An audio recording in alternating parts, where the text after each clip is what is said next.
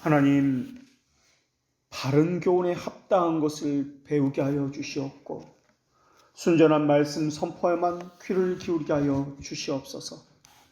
가시적인 복이나 현상을 보고 믿음이라 여기지 않게 하여 주시옵고 외형과 형식이 아니라 순전한 것과 양심에 관한 것과 중심에 관한 것을 가지고 하나님을 경배하며 하나님의 기쁘신 뜻대로 예정하신 모든 말씀으로 가르쳐 주실 때, 또 하나님의 비밀을 깨닫게 하실 때마다 하나님을 경외하는 법을 더하여 주시옵고 하나님을 향한 열렬함을 더욱더 타오르게 하여 주시옵소서. 순전한 마음으로 듣는 회중을 찾으시는 하나님이시여, 성령께서 저희들의 마음을 열어주시고 바른 교훈을 거스리는 모든 허탄한 이야기들은 경멸하게 하시고 하나님의 말씀의 영원한 표지가 이 회중과 한국교회에 있게 하여 주시옵소서. 북한과 이슬람 지역과 세계 곳곳에서 하나님의 숨겨진 백성들의 간절함과 또한 생명을 맞받고 오시는 그러한 예배가 하나님께 드려질 때마다 연락되게 하시옵고 이곳에서도 그러한 이들의 간절함이 저희들의 심정에서도 동일한 간절함으로 있게 하여 주시옵소서. 오늘 이 예배가 내 생애의 마지막 예배인 것처럼, 우리에게 주어진 마지막 시간인 것처럼 하나님 앞에 드려지게 하여 주시옵소서. 이 모든 것을 예수님의 이름으로 기도합니다. 아멘. 오늘 하나님의 말씀 로마서 14장 7절과 8절의 말씀을 봉독합니다. 하나님의 말씀을 경청하십시오. 우리 중에 누구든지 자기를 위하여 사는 자가 없고 자기를 위하여 죽는 자도 없도다. 우리가 살아도 주를 위하여 살고 죽어도 주를 위하여 죽나니 그러므로 사나 죽으나 우리가 주의 것이로다. 아멘. 전체에서 부분으로 점점 좁혀가고 있습니다. 먹는 자도 주를 위해 중히 여기는 것이며 먹지 않는 자도 주를 위해 먹지 않는다는 말씀을 그러면서 계속 확증해 나가고 있는 것이 오늘 본문의 말씀입니다.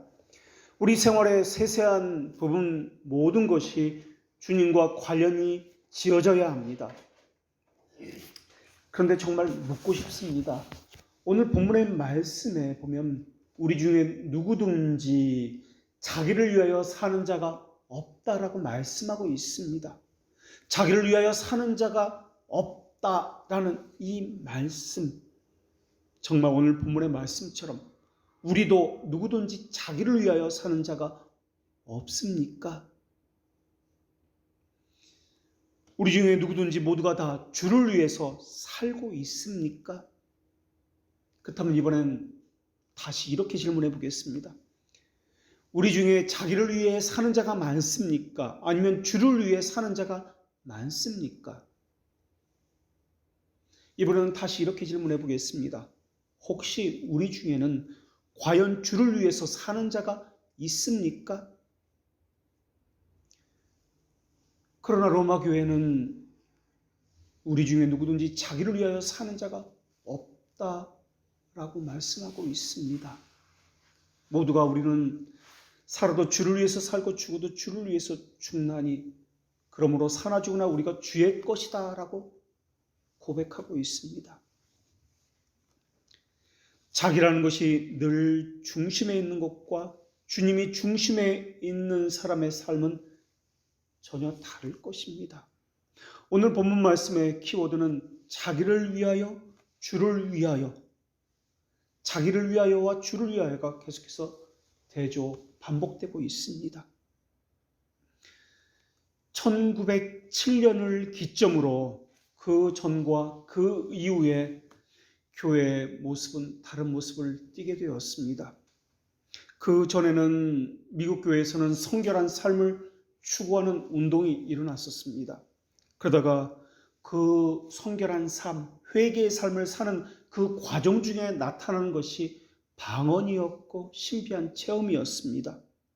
그런데 1907년 아주사 거리에서 시무어라는 사람에 의해서 방언이 일어나게 됐고 신비한 체험을 경험하는 사건들이 일어나게 되었습니다. 그래서 1907년을 기점으로 그 이후의 교회와 그 시므오라는 사람을 따랐던 추종자들의 신앙의 삶은 방언과 신비한 체험을 목적으로 하는 신앙을 갖게 되었습니다.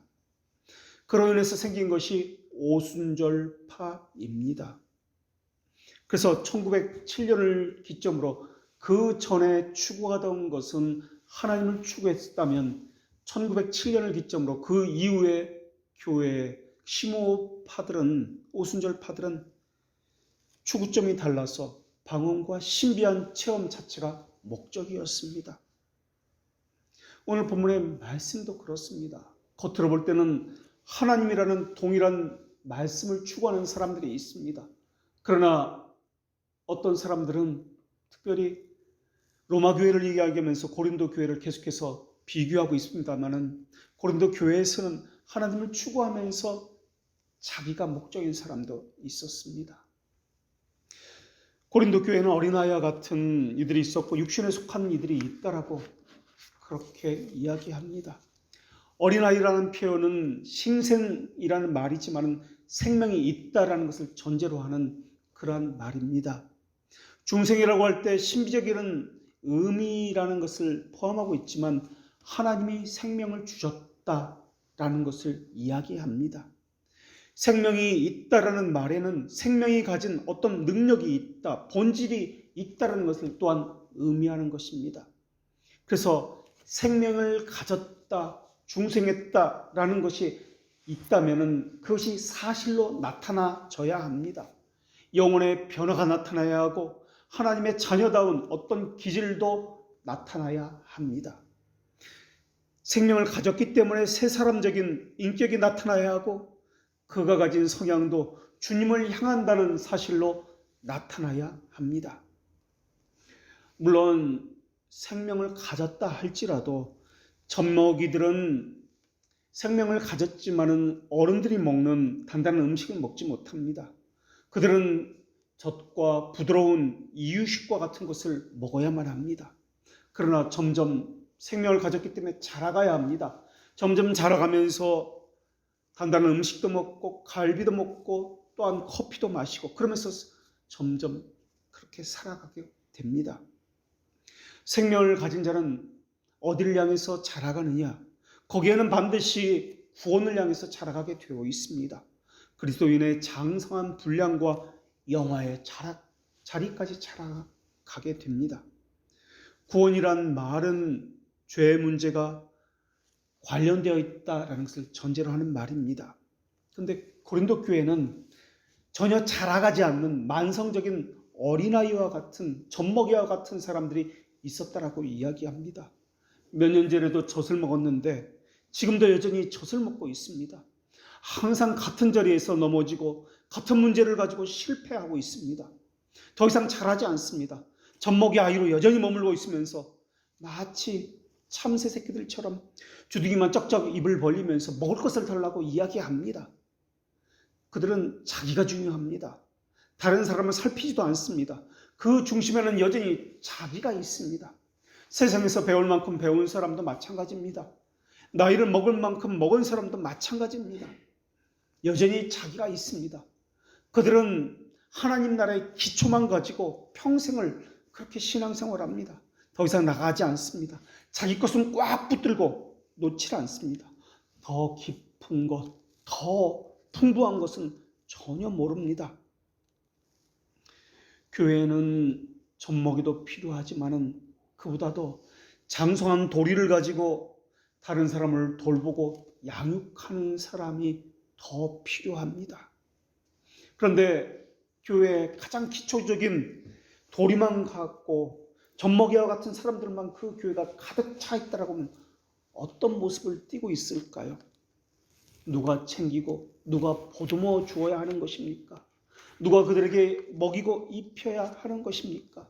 그런 교회라면 여기저기서 우는 아기들이 계속 나타날 것입니다. 젖먹이의 특성상 한 아이가 울면 다른 아이도 그저 따라서 웁니다. 한 아이가 배고프다고 하면 자기가 배고픈지 그것과 상관없이 다른 아이도 배고프다고 따라서 웁니다. 교회는 장성한 사람이 더 많아야 교회도 편하고 앞을 향해서 전진해 나갈 수 있는 것입니다. 특별히 소위 개척교회라고 불리는 세워진 지 얼마 되지 않는 교회는 더더욱 그러합니다. 그런데 교회에서 젖먹이가 많기 때문에 젖먹이나 먹는 음식을 가지고 어른이나 아이나 할 것 없이 우리가 함께 같은 음식을 먹자, 다 같이 이유식이나 하자, 젖이나 먹자라고 하면 그러한 교회 역시 건강한 교회가 아닐 것입니다. 그런데 수많은 한국에 있는 교회들이 지금 그러한 모습을 띠고 있습니다. 가장 기초적인 도에만 머물러서 그것이 전부인 것처럼 교회에 처음 온 사람도 그러하고 10년 다닌 사람도 그러하고 20년 다닌 사람도 똑같이 기초적인 도만 가지고 평생 우려먹으며 신앙생활하고 있습니다. 그러면서 다들 어른이 된 것처럼 똑같이 일하고 봉사하고 교회는 마치 그것만이 전부인 것처럼 그렇게 일을 하도록 독려하고 있습니다. 어른은 어른대로, 젖먹이는 젖먹이대로 먹는 음식이 달라야 할 것입니다. 어린아이의 특징은 신체적으로 힘을 쓰는 것이 부족합니다. 또 지식에 있어서나 혼자 이겨나가는 것에 있어서나 모든 것이 어른과는 다르게 부족합니다. 그래서 어린아이는 어른의 도움이 필요하고 누군가의 그러한 양육이 필요합니다.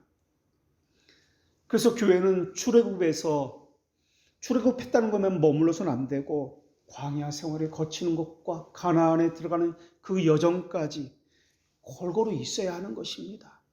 그 모든 양육과 과정 가운데 목사 혼자서 그것을 다 감당할 수는 없을 것입니다. 어린아이의 신앙을 가진 사람은 장성한 분량을 가진 사람이 맡아서 가르치는 것이 정상적일 것이고 이미 다 배운 사람이 다음 사람을 가르치고 그렇게 양육하면서 서로가 자라가는 것이 정상일 것입니다.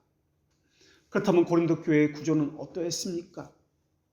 그런 구조로 그렇게 정상적인 사람이 있었고 어린아이와 같은 사람들이 점점 자라가는 모습이 있었습니까? 아니었습니다. 모두 다 어린아이와 같은 신앙을 가졌습니다. 그런 신앙을 가지고 가장 기초적인 초보의 신앙에서 벗어나지 못했습니다. 그러다 보니까 수많은 분란과 싸움이 있고 논쟁이 있었던 것입니다. 교회가 새로운 사람이 오면 새로운 것을 가르치고 다 배운 사람은 더 깊은 교리에 대해서 배워야 하고 더 점점 나아가야 마땅할 것입니다.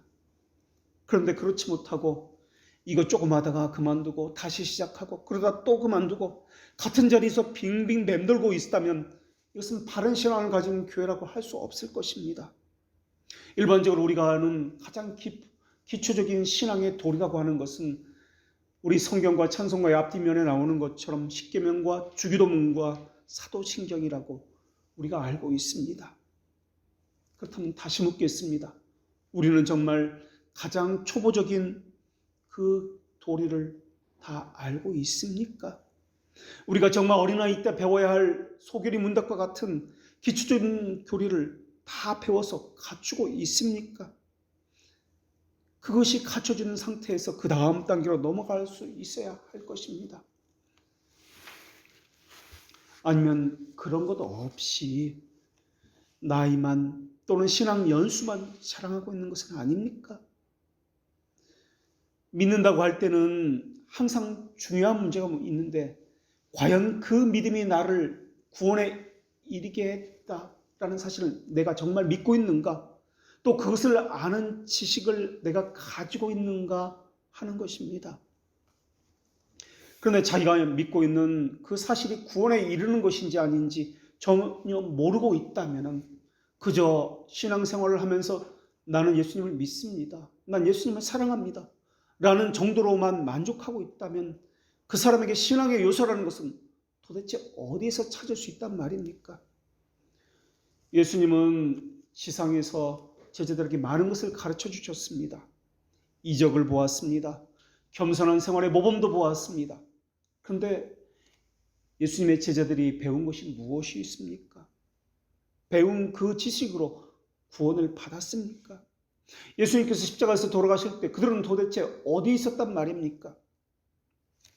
예수님이 하나님의 아들로서 세상에 오신 분이라는 것을 믿는다고 할 때 그것이 그 지식이 그 사람들에게 구원을 가져다 주는 신앙은 아니었습니다. 구원받은 신앙이라고 할 때 십자가에 달려 돌아가셨다는 그 사실과 부활하신 사실이 내게 공효적으로 미친다는 것을 믿어야만 합니다. 그리고 예수님의 그 삶이 자신의 삶에 효과적으로 나타나야 합니다. 이것이 믿는다는 뜻입니다. 믿는다는 것은 예수님의 십자가와 부활하신 그 사실을 믿는 데서 의미를 갖는 것이지, 예수님이 2000년 전에 오셨다, 십자가를 지셨다, 역사적인 사실을 믿는다는 것은 중요한 의미를 갖는 것이 아닙니다. 예수님을 믿는다고 할 때 이 말은 이 믿음이 구원에 이르는 믿음이어야 한다라는 전제를 가지고 있습니다. 그 효과가 겉으로 드러나야 합니다. 생명을 가진 사람이 점점 자라가듯이 말입니다. 그래서 겉으로 드러나 보이는 그 효과들의 가운데 하나가 섬김이고 예배고 성도의 교통이고 하는 것들입니다. 터를 닦았으면 닦은 터 위에 집을 지어 올려야 합니다. 터만 닦다가 다시 부수고 다시 터를 닦고 그러다 중간에 그만두고 다시 터를 닦기 시작하고 계속 반복한다면 이것은 문제가 있는 것입니다. 교회도 손해고 모두가 다 손해일 것입니다. 시간 낭비일 것입니다. 젖먹이의 신앙은 항상 자기가 중심에 있습니다. 가장 기초적인 도만 가지고 평생을 우려먹습니다. 예수 믿고 천당 갑시다. 그런 신앙이 젖먹이와 같은 신앙입니다. 자기 스스로 자발적으로 할 수 있는 것이 아무것도 없는 것이 젖먹이의 신앙입니다. 그렇다면 젖먹이인지 아닌지 어떻게 우리는 구별할 수 있단 말입니까? 밤낮 어느 것이 내 삶에 필요한 것인지 자기 유리한 것만 생각하는 공리적인 생각에 머물러 있다면 이러한 사람의 신앙이 젖먹이의 신앙입니다. 가장 유치한 생각 속에서 자기를 중심으로 계속 빙빙 돌고 있는 신앙을 이야기합니다. 심오한 하나님 나라의 도리라든지 섭리신앙이라든지 하는 것은 도저히 생각해 보질 않습니다.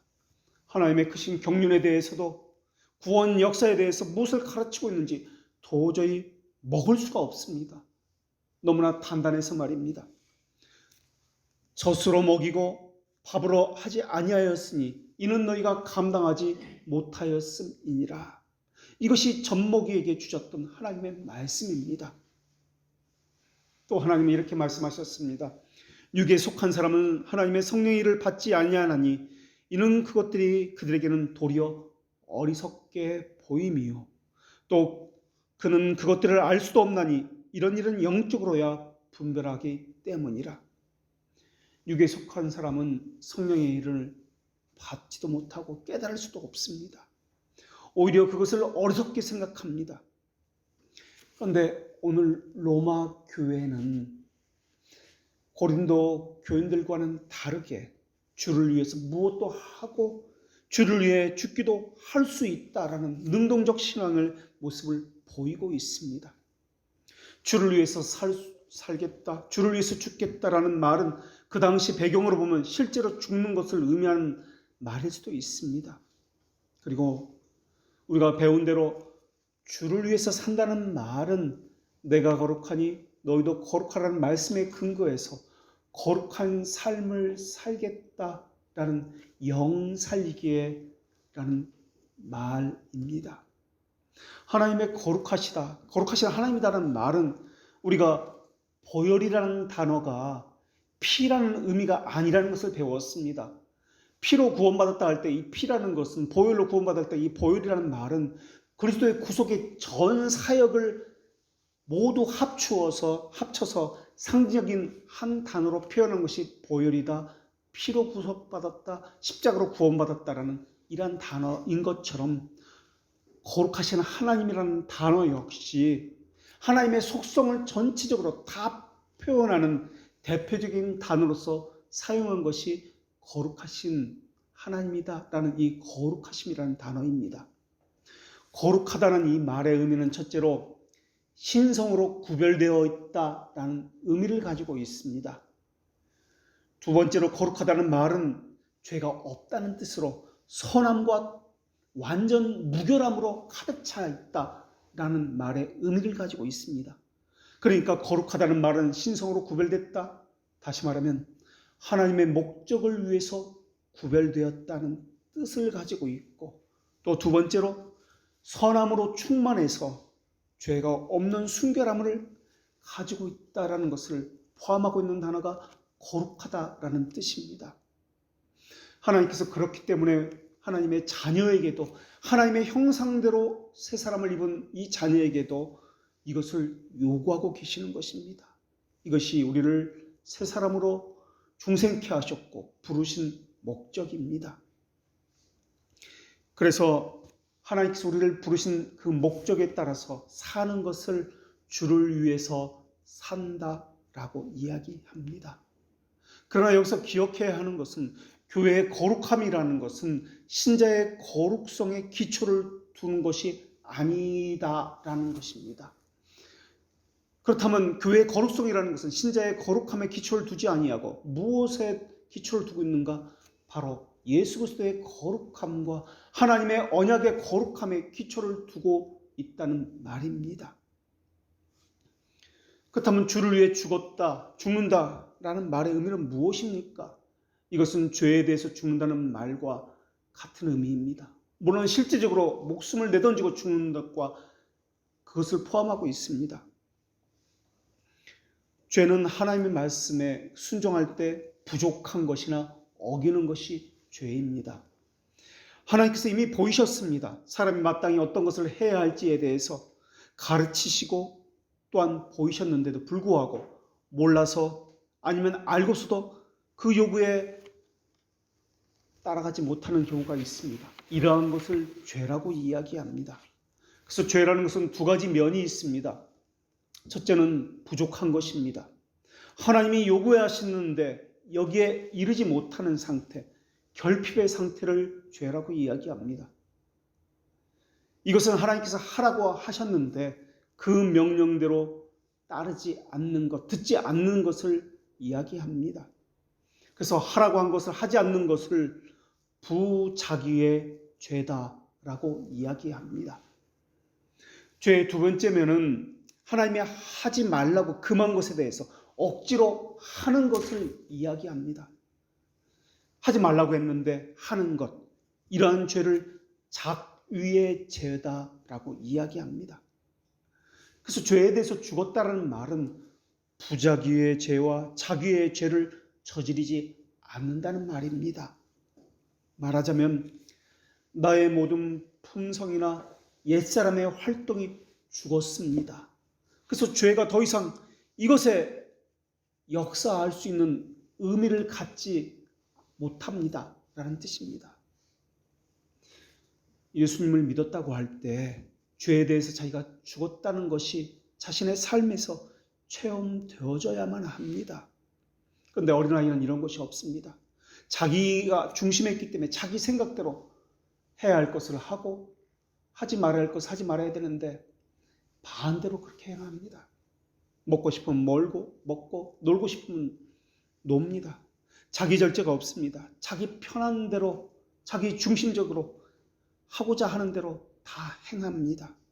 책임의식도 없고 의무도 없고 가족이라는 개념도 없습니다. 죄인이라는 말은 죄에 대한 책임을 자기가 져야 한다는 의미를 가지고 있습니다. 둘째는 죄의 권세 아래에 있다는 의미를 가지고 있는 것이 죄인이라는 말입니다. 이 말은 하나님의 심판을 받아야만 합니다. 그런데 문제는 우리에게 해당되는데 죄책이 벗겨졌는데도 불구하고 죄의 권세 아래 그대로 머물러 있는 경우에 해당됩니다. 죄의 권세 아래 여전히 머물고 있는 경우에 신자라도 죄인이라고 그렇게 말을 쓸 수가 있습니다. 물론 십자가의 공효로 인해서 그 사람에게 해당되는 죄책이 사라졌습니다. 죄의 권세로부터 해방되었습니다. 그러나 하나님의 보좌의 기초는 절대적인 의입니다. 그래서 하나님은 죄를 그냥 두지 않습니다. 죄는 하나님의 속성과 이질적인 것이기 때문에 하나님께서는 죄를 향해서 충돌하십니다. 죄는 아무리 가벼워도 죄가 궁극적으로 겨냥하고 있는 것은 하나님의 불가침의 의를 침범하고자 하는 것입니다. 그래서 하나님은 반드시 하나님을 겨냥한 이 죄에 대해서 그 문제를 처리하기 위해서 움직이셔야만 하십니다. 그래서 하나님의 속성상 죄에 대해서 처벌하신다는 것은 당연합니다. 그런데 문제는 우리는 죄에 대해서 이것이 죄다라는 것을 선명하게 구별하지 못하고 있다는 것입니다. 그리고 또 문제는 죄는 육체의 욕망은 광명의 천사인 것처럼 우리에게 다가오고 있다는 것입니다. 마치 마귀가 우리에게 다가올 때 광명의 천사인 것처럼 다가오는 것과 마찬가지입니다. 육체의 욕망이 그렇게 하고 있습니다. 악한 것이다 하면 누가 그것을 덥석 물어버리겠습니까?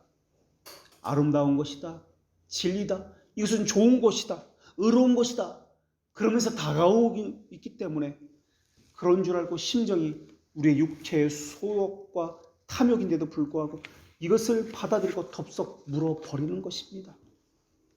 이러한 모습이 고린도 교회에 말씀하신 신령한 것을 분별하지 못하는 젖먹이의 신앙입니다. 그들은 자기 중심적인 것, 자기 공리적인 것을 선한 것이다, 진리다, 아름다운 것이다 라고 생각합니다. 그래서 그것을 손에 잡고 싶어서 갈구하고 그것을 향해서 달려갑니다. 그래서 사탄은 교회 일은 한다 할지라도 하게 합니다. 그러나 자기 열심을 가지고 종교적 열정을 가지고 하게 합니다. 그렇게 하면 겉으로 볼 때는 교회를 섬기는 것처럼 보이게 만듭니다. 그러나 자기 열심으로 하게 되면 교회에 보탬이 안 됩니다. 오히려 거기에는 분열과 당을 짓는 것이 나타납니다. 사탄이 노리는 것이 바로 그것입니다. 교회에 대해서 문제를 일으키고 자기 열심을 신뢰하게 되면서 하나님에 대해서 원망하고 불평하게 되고 교회에 대해서 이간질하게 되고 사회적으로 무리를 일으키고 하나님의 나라에 고통을 받게 하는 것이 사탄이 가진 목적입니다. 자기 열심을 가지고 하나님의 나라를 섬기면 반드시 그래서 탈이 나게 되어 있습니다. 이것은 하나님으로부터 온 것이 아니기 때문에 그렇습니다. 성령께서 불러일으키는 바른 지식에 근거한 은혜를 따라서 섬겨야 하고 하나님을 또한 예배해야 합니다. 사람은 죄를 스스로 억제할 수가 없습니다. 물론 도덕적인 사람은 어느 정도는 자기를 억제해 보려고 애를 쓸 수도 있습니다. 그렇게 애를 쓰다 보면 하루 이틀 정도는 죄에 대해서 억제하는 그러한 노력들 때문에 죄가 억제되는 것이 나타날 수 있습니다. 스스로 꾸짖기도 하고 나쁜 마음을 억누르기도 합니다. 또 심정이 상당히 수양된 사람들에게 이러한 모습들이 잘 나타납니다. 그러나 예수님께서 가르치신 도리는 이런 것이 아닙니다. 믿는 사람 중에 어떤 사람은 미워하는 사람이 있을 것입니다. 그래서 회피하는 사람도 있을 것입니다. 아니면 교회를 옮기는 사람도 있을 것입니다. 그렇게 해서 죄를 이길 수 있는 것이 아닙니다. 죄라는 것은 근본적으로 미움으로부터 생겨나는 것이 아니라 자기 스스로 선을 행하려고 하는 것에서부터 자기가 무엇을 하려고 하는 데서 생겨나는 것이 죄입니다. 하나님의 의존적 감정을 버리고 자기 자신을 의지하겠다라고 하는 것부터 생겨나는 것이 죄입니다. 그리스도와 함께 십자가에 못 박혀야 할 정과 욕심이 살아나서 자신을 지배하고 있는 것, 이것이 죄입니다. 자기 보기에는 그것이 옳은 것이며 선한 것이며 진리며 하나님의 뜻이라고 여기게 됩니다. 미움이라는 것은 갑자기 외부로부터 뛰어들어온 것이 아닙니다. 자기 마음에 옛사람이 가지고 있던, 옛사람이 지배하고 있던 옛사람적인 성격의 여러 가지 것으로부터 드러나는 것이 미움이라는 것입니다. 옛사람을 죽이지 못함으로 드러나는 것이 죄입니다. 오늘 본문의 로마교회 교인들은 모두가 주를 위해서 산다라고 말씀하고 있습니다. 자기를 드러내지 않는다라는 말을 포함하고 있습니다. 주를 위해서 산다라는 말입니다. 사실 주를 위해 산다는 것은 주를 위해 죽을 수도 있다는 말입니다. 사람의 존재 이유가 무엇입니까? 사람의 제일 되고 가장 높은 최고의 목적은 하나님을 영화롭게 하고 영원토록 즐거워하는 것입니다. 우리의 섬김의 목적이 그런 것 아니겠습니까? 하나님만을 추구하고 하나님만에 드러나는 것, 자기가 드러나지 않는 것, 자기가 중심에 있는 것이 아니라 하나님이 중심에 있고 자기를 기쁘게 하는 것이 아니라 하나님을 기쁘게 하는 것입니다. 사나 죽으나 우리가 주의 것이라는 고백을 하게 됩니다. 나는 내 것이 아니라는 고백을 하게 됩니다. 그 말은 내가 누군가를 위해서 살아 하는지에 대한 고백과 아울러 주님이 우리에게 어떤 분인지에 대한 고백이 함께 들어 있습니다. 주를 의지하다 하면서 살다 보면은 삶에서 우리가 원하지 않는 일들이 일어날 수도 있습니다. 이제 얼마 후면 노막교회는 핍박과 고난 가운데 들어가게 되어 있습니다. 교회가 흩어지고 붙잡혀가고 재산은 다 빼앗기고 감옥에 갇히고 심지어 매를 맞고 죽임을 당해야만 합니다. 어느 누구 하나 사람을 믿을 수가 없습니다. 누가 언제 어디서 자기를 고발할지도 모릅니다. 자신을 고발하는 사람이 자기 가족일 수도 있습니다. 살아가는 형제일 수도 있습니다. 어떤 상태에서도 예배를 드린다는 것은 불가능합니다. 그러나 신자는 주의 것임을 알고 있습니다. 주의 것이라는 것은 그의 신분은 결코 위협을 받지 않을 것이라는 말입니다. 생명은 빼앗길 수 있어도 그들의 신분은 결코 빼앗을 수 없다는 말입니다. 지금 북한에 신앙인이 있을까요? 초대교회 200년 핍박의 시기에도 신앙을 고수한 사람이 있었다고 본다면 이제 70년밖에 지나지 않는 북한에 지금도 예배 드리고 있는 사람이 있을 것이라고 보입니다. 하나님 우리의 모든 경험을 통해서 하나님의 신실하심을 깨닫게 해주십니다. 그것을 부성애를 아는 지식이라고 이야기합니다.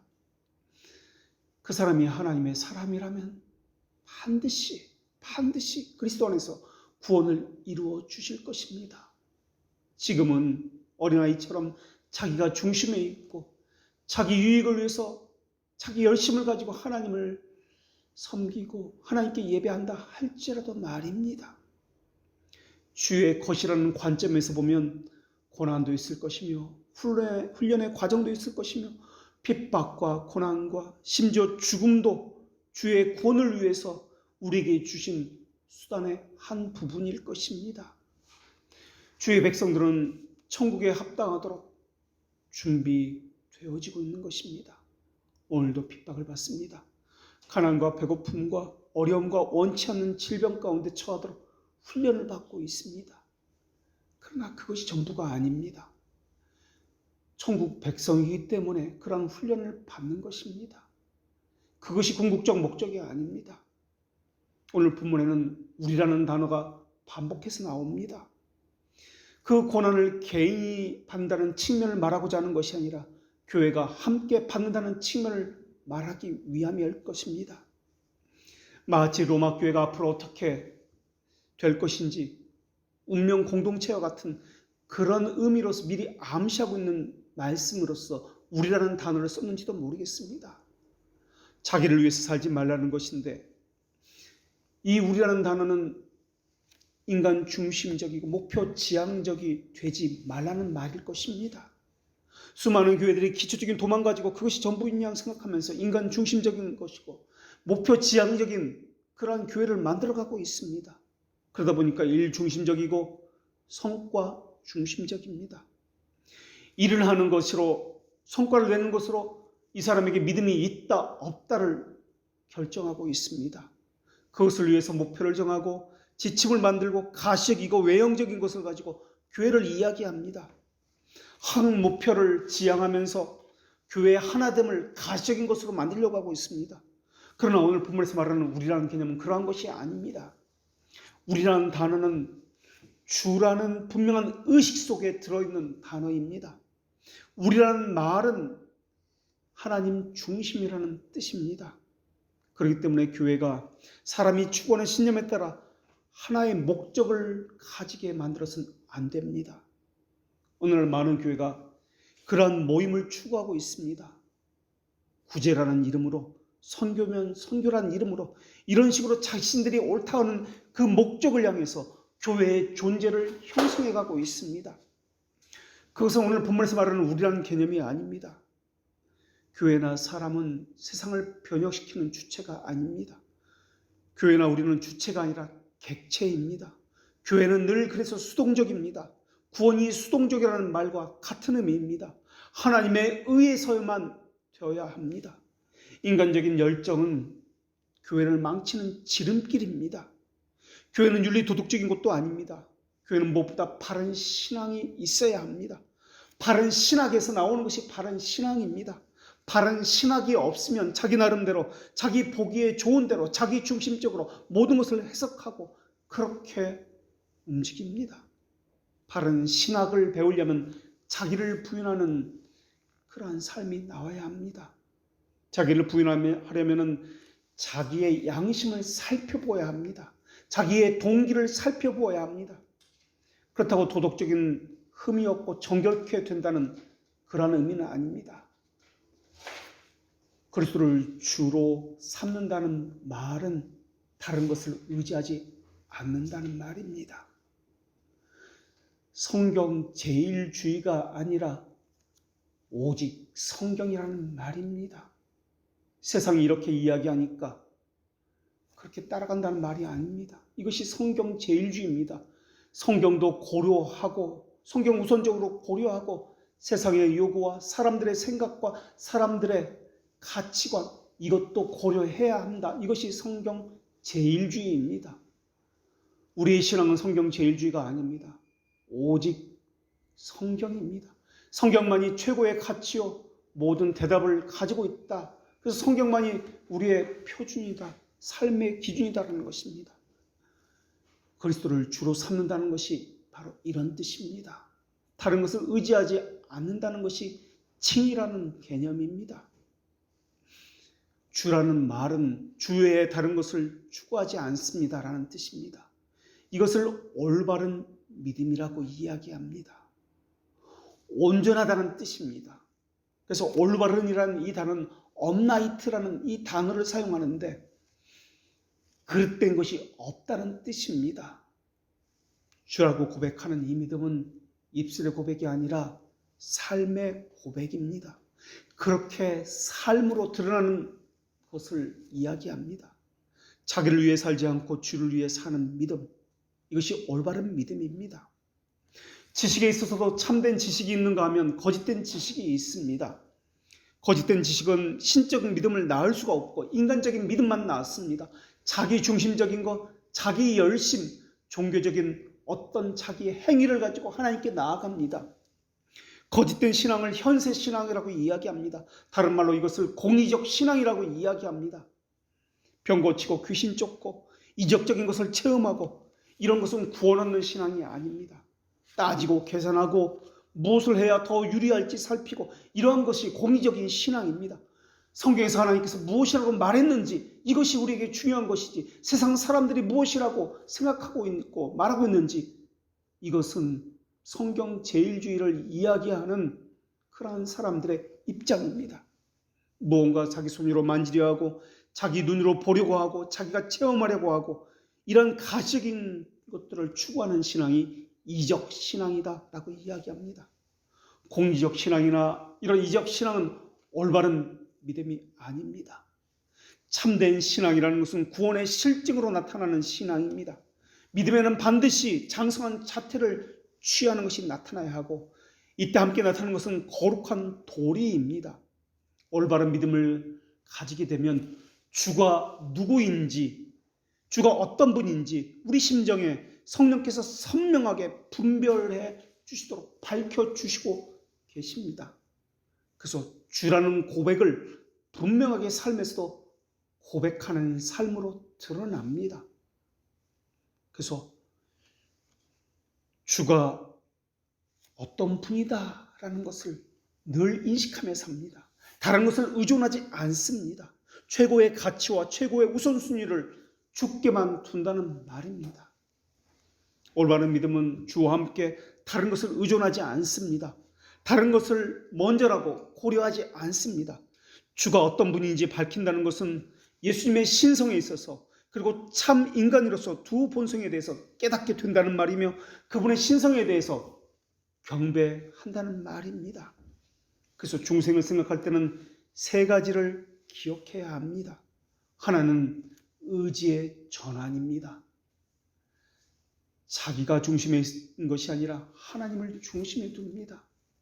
그곳을 향해서 이렇게 나아갑니다. 또 하나는 인간의 공로와 행위를 배제한다는 것입니다. 이것을 다른 말로 칭이라고 이야기합니다. 또 다른 하나는 성도의 견인입니다. 이것은 견디고 참고 마침내 구원에 이르게 된다라는 말입니다. 다른 말로 훈련이다. 또한 삶이다 라는 말입니다. 중도에 포기하거나 탈락하는 것은 왜 그렇게 포기하는 것입니까? 왜 중도에 탈락하는 것입니까? 겉으로 볼 때는 하나님을 추구했지만은 자기 열정으로 하나님을 추구했기 때문에 그렇습니다. 우리라는 개념은 하나님께서 그리스도를 통해서 주신 개념이지 사람이 꾸며낸 하나의 종교 형태가 아닙니다. 은혜를 수용하겠다고 해서 받을 수 있는 것도 아니고 은혜를 거부하겠다고 해서 거부할 수 있는 것도 아닙니다. 하나님께서 위로부터 내려주시는 것이지 사람 스스로 쟁취해서 얻어낼 수 있는 것도 아닙니다. 조작해서 만들어낼 수 있는 것도 아닙니다. 하나님께서 우리 안에서 일하시는 증거가 은혜입니다. 성령님은 인간의 깊은 곳에까지 중생의 효력을 심어들게 하십니다. 그래서 우리의 심정 깊은 곳에서 하나님을 향한 그 간절함과 애절함과 그 열렬함이 겉으로 드러나는 것이 예배고 섬김입니다. 그러니까 먼저 되는 것은 형식과 이 예배라는 섬김이라는 이런 보여지는 것이 아니라 이 안에서 하나님을 향한 그 중심이 어떤 것인가 이것이 중요하다는 것입니다.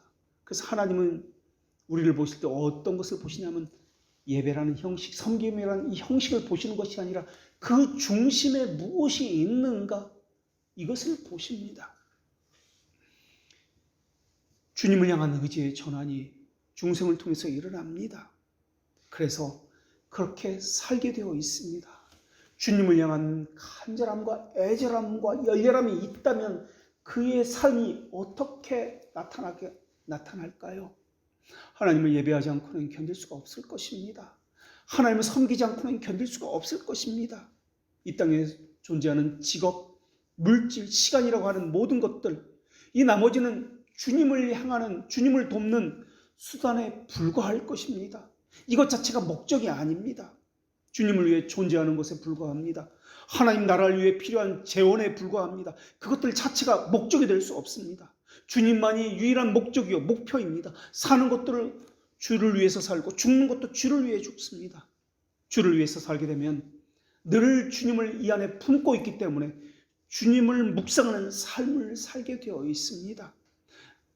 마음으로 품는 것에서 그치지 아니하고 행동에서도 주님을 품는 것으로 나타나게 되어 있습니다. 모든 것이 주님을 위해서입니다. 먹는 것도 주를 위해서고 마시는 것도 주를 위해서입니다. 성령님은 주에게 닫힌 마음을 활짝 열어놓으시고 죄와 세상을 향해서 열린 마음은 닫아놓는 분이 성령님입니다. 세상의 가치관에 대해서는 마음을 완고하게 하고 강팍하게 만들고 주님을 향해서는 마음을 부드럽게 하고 좋은 인상을 갖게 하시는 분이 성령님입니다.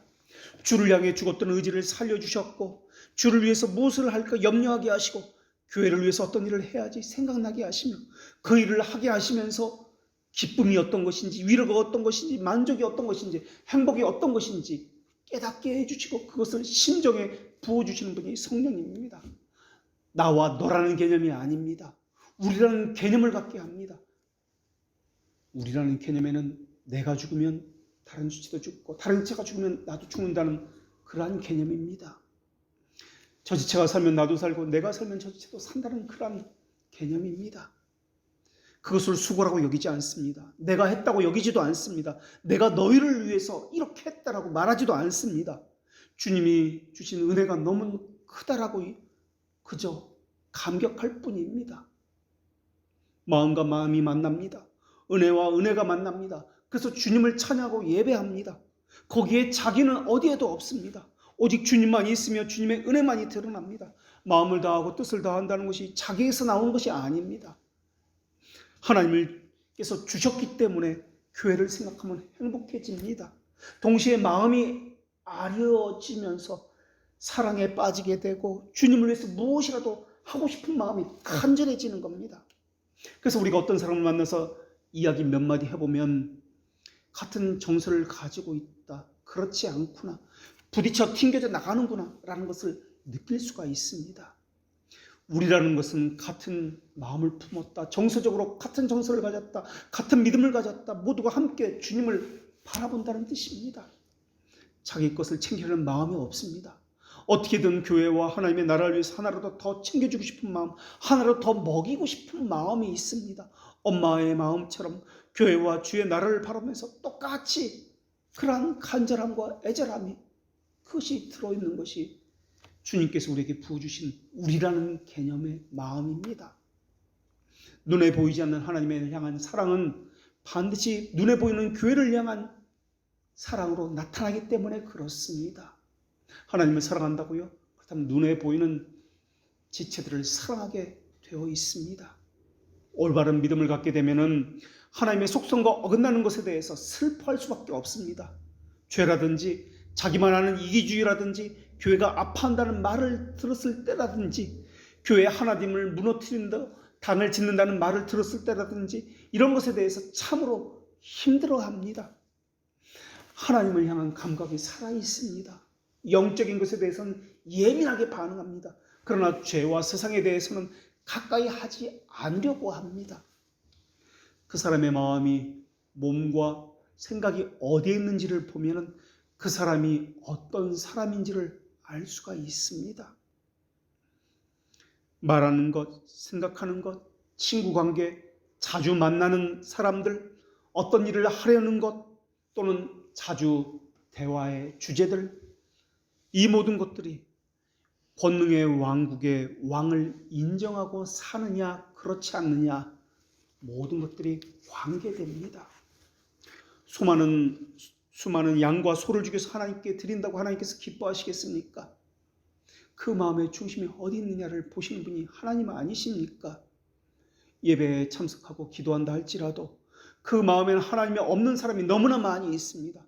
교회에 봉사하고 섬긴다 할지라도 하나님 없이 자기 열정을 가지고 섬기고 봉사하는 사람이 너무나 많이 있습니다. 하나님은 너 자신을 내놓아라, 자기의 몸을 산제물로 내어놓아라라고 말씀하시는데, 그들은 일하는 것을 중요시 여기고 성과를 중요시 여기고 가시적인 숫자와 외형적인 것을 중요시 여깁니다. 정신과 중심이 빠져 있게 되면은 속이는 것과 요령과 기교만 남습니다. 그렇게 되면은 생각들이, 어떤 생각을 하게 되면, 저 사람 보니까 돈을 잘 벌어, 학벌도 좋으니까 그래, 장로님으로 세워야지, 장로 노릇을 잘할 거야, 이런 식으로 교회를 생각하게 되는 것입니다. 정통이라는 이름으로 권력을 추구하는 마음이 숨어 있다는 것을 기억하십시오. 바른 신앙이라는 이름으로 차별과 독선과 구분하려는 마음이 늘 도사리고 있다는 것도 생각하십시오. 사탄은 늘 어디서든 옳은 것 속에 끼어들어서 자기 열심을 가지고 그렇게 교회를 나누고 파괴하려는 마음을 가지고 지금도 호시탐탐 노리고 있습니다. 명백하게 세상적인 성격이 있다 할지라도 이 세상의 주인은 주님이라는 생각을 해야 합니다. 진리라는 부분에서는 나뉘어지고 분리해야 되지만은 그렇지 않은 경우는 모든 것이 주님의 것이라는 것을 생각해야 합니다. 올바른 믿음이라는 것은 올바른 정신을 이야기합니다. 하나님께 형식과 가시적인 것이 아니라 올바른 정신을 들여야 되는 것 아닙니까?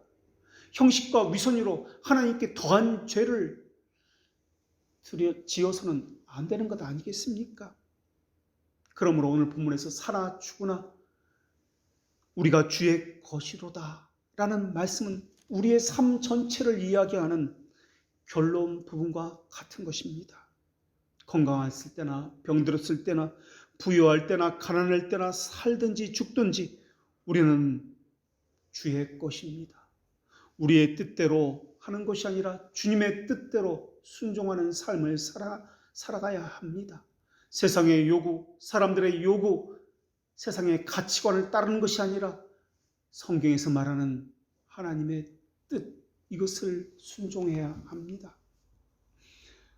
하나님은 우리에 대해서는 물론이고 세상과 다음 세상에서 절대적인 주권을 가지고 다스리고 계십니다. 살아서나 죽어서나 나는 나의 것이 아니고 몸도 영혼도 나의 신실한 구주 예수님의 것입니다. 이것은 이 고백은 하이델베르크 교리문답 제1문의 고백입니다. 하이델베르크 교리문답 1문에서는 살아있을 때뿐만이 아니라 죽어서라도 받는 위로에 대해서 질문하고 있습니다. 이 세상에는 지속되는 위로라는 것은 단 하나도 없습니다. 어렸을 때 좋아하는 것이 다르고 나이 들어서 좋아하는 것이 다릅니다. 20대 때 추구하는 것이 다르고 30대 추구하는 것이 다릅니다. 그러나 하이델베르크 교리문답 1문에서는 살아서뿐만이 아니라 죽어서까지, 죽음 너머에 이르기까지 당신의 위로는 무엇입니까? 라고 묻고 있습니다.